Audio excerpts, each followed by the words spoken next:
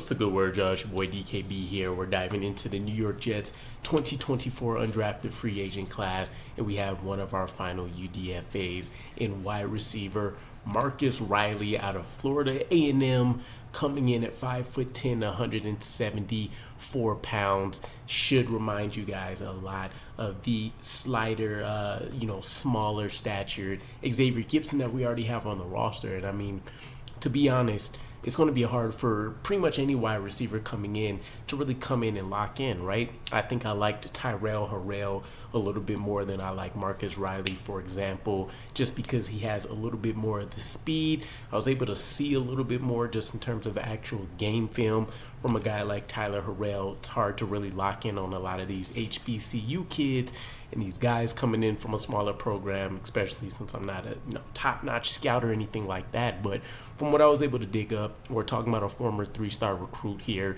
He actually played quarterback, wide receiver, and DB in high school, where he ended up being a team captain. Started his collegiate career heavily recruited, spent most of that time making a decision to end up going to Louisville before transferring out to Bethune-Cookman and then ultimately becoming a graduate transfer for Florida A&M. He led the Rattlers in the receiving attack with 584 yards and 5 touchdowns in 10 games. So, we're not talking about a greatest show on turf type product here when you want to talk about those kind of middling-ish numbers, right? But to be honest, I didn't really see anything that I fell in love with that I can say this will be his calling card. Xavier Gipson already has the return roles essentially locked up, and that's probably the best chance that Marcus Riley would have to make his way onto this roster. Now, he could definitely end up being the practice squad guy for us. If it came down to him versus Harrell, I think Tyler would probably get that matchup, but he did get a 76.6 PFF grade for his receiving ability for the 2023 season.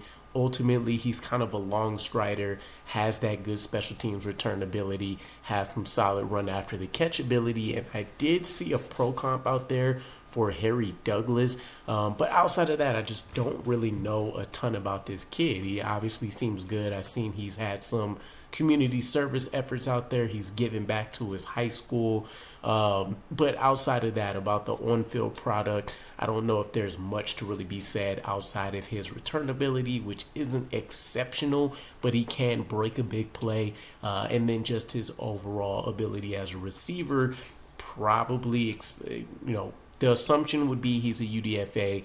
There's a reason why.